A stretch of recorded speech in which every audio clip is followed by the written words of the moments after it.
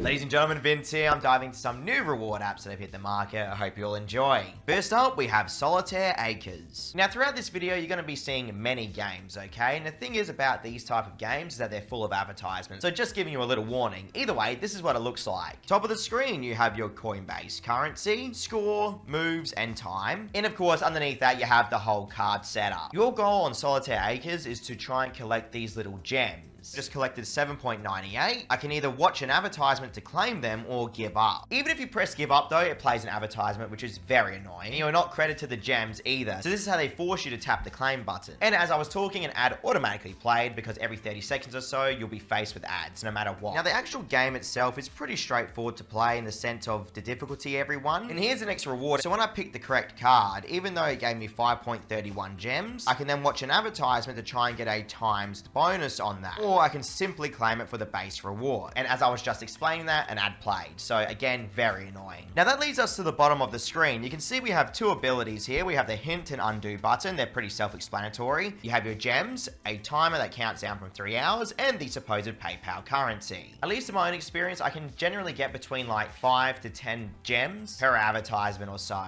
As always, everyone, if you enjoy what I do here on YouTube every single week, please don't forget to like, comment, and subscribe. I am a solo creator. That means no team, no nothing. It's just me trying to create these videos for you on a weekly basis. So I really do appreciate you all tuning in. Thanks again.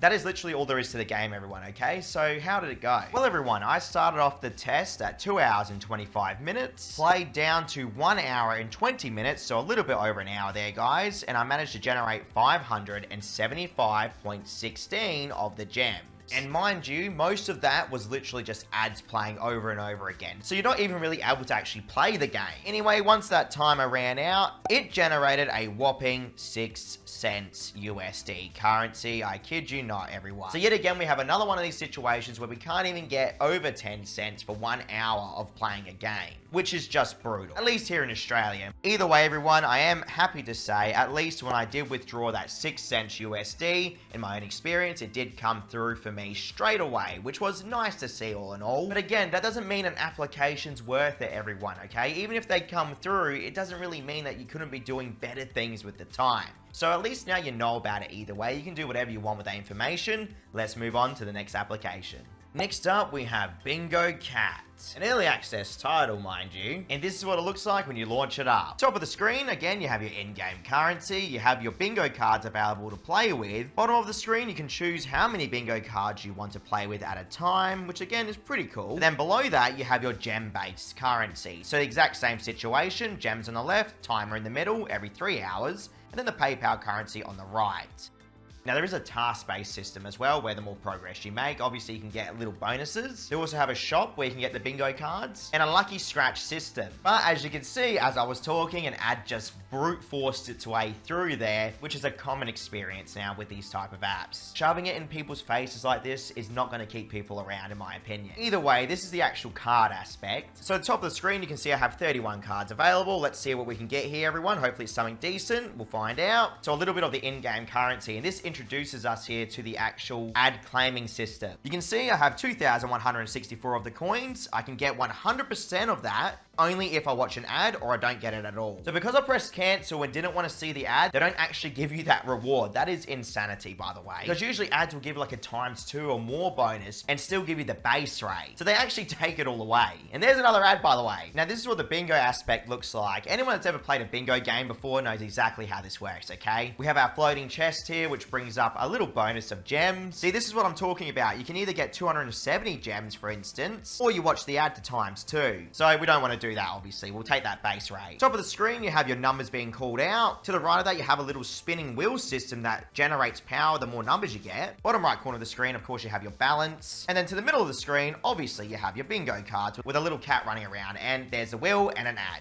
And you can imagine this on repeat over and over again, essentially. That's the game, everyone. So what I found is that these type of apps are really being made in bulk, right? Where they all have the same developers, in my opinion. We're just kind of recycling the game with just different graphics. And we see this often with any type of like revenue generating applications, okay? Now, it's not always a bad thing. Once you see what they actually give in return, you're probably going to be disappointed like I was. So everyone, this is what the withdrawal area looks like. Top of the screen, you have your gem balance and you have a timer and of course your goal. In my opinion, the goal's just for looks. Realistically, they're going to give you a certain percentage, in my opinion, on the amount of ads you see. Underneath that, you have your PayPal balance. Now, I started today's test off at 2 hours and 52 minutes and I played for around an hour and a half and that generated me 11 cents worth of USD currency, everyone. So again, pretty disappointing stuff, okay? You at least want to aim for 10 cents an hour, but we couldn't even reach that. But on the other hand, I did withdraw that 11 cents worth of currency, and yes, everyone, it did come through for me straight away, which was excellent to see all in all,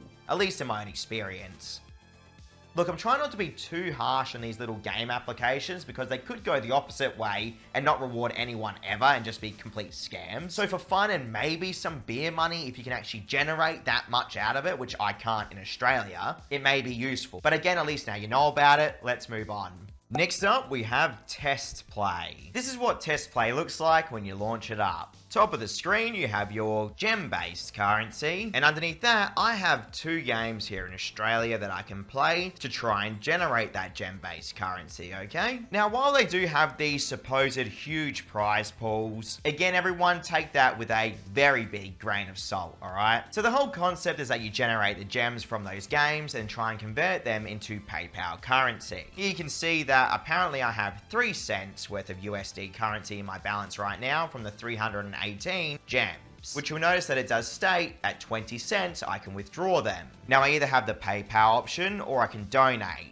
Here's the thing, everyone, though. When you first install the app, it's 10 cents. Then after the first initial withdrawal, it jumps to 20 cents. And then in my opinion, it will go to 30 cents and then potentially even $5. Because I've already covered an app like this recently, in my opinion, from the same developers that use that same system of once you withdraw the first time, the minimum goes up. Let's just say I want to play the circle-shaped sort game. Tapping join in is going to require you to actually have the application first. So once you get it, we'll launch it up. And this is what it looks like. So it's a very simple game, everyone. You simply just merge the numbers together, and then in reality, you just wait for the ads to play, okay? And then you get gems in return. I'm sure you guys have seen apps like these before. You can also manually watch an ad by tapping on the cash bundle. And now if you check back on TestPlay, the little task area will be updated. Like for instance, I've received 29 gems for watching that one ad, and there's a daily limit of 100 ads that you can watch for that. Of course, each of these tasks has a daily maximum as well, not just that ad watching one. Now, I played that app for around an hour and a half, and I am happy to say, everyone, that yes, I did withdraw 10 cents worth of currency, and it did arrive to my account within 24 hours. So that was actually pretty cool to see. But here's the thing, everyone. In my opinion, you're looking at under 10 cents per hour again, which actually did also raise the minimum withdrawal limit from 10 cents to 20 cents, which in my opinion will keep on rising. But that's at least here in Australia, and again, my suspicion.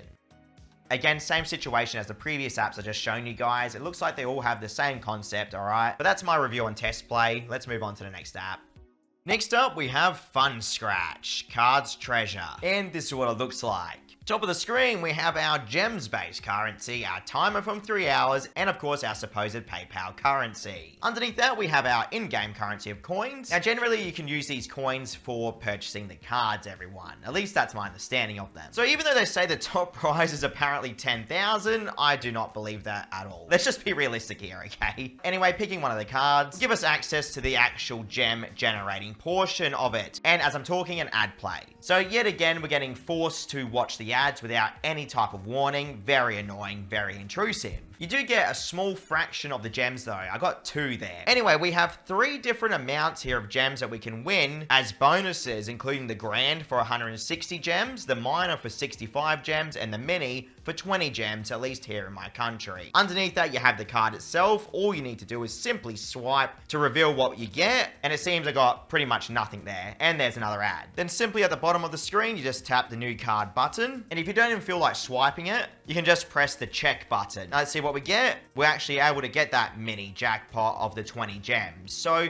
now here's the little sly system, which really does annoy me. You can either watch an ad for 100% of the reward, aka the whole amount, Or if you don't watch the ad, you get 50% of that reward, which is 10 gems. And even pressing that 50% amount still plays an ad anyway, so it doesn't even matter. If you do manage to get enough of the lightning bolts though, or the spinning wheel system there, it will throw you into like a mini game, everyone.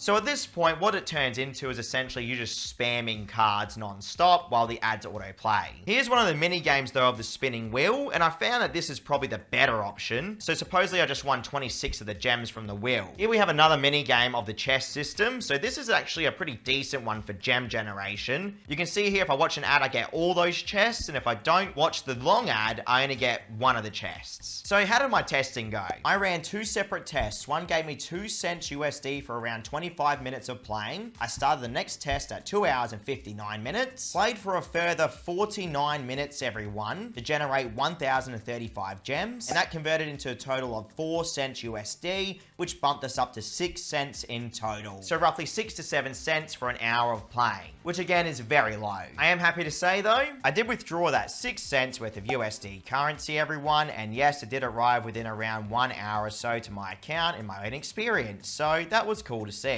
Now, does that really make it worth the time and effort though? In my opinion, absolutely not. Still, it's just like the other apps we see on today's video. These little applications really need to pull their weight when it comes to the rewards, in my opinion. So that's my review on Fun Scratch, Cards Treasure. You do whatever you want with that. Thank you so much for watching. As always, everyone, check out my channel for almost 1,000 reviews. Catch you later.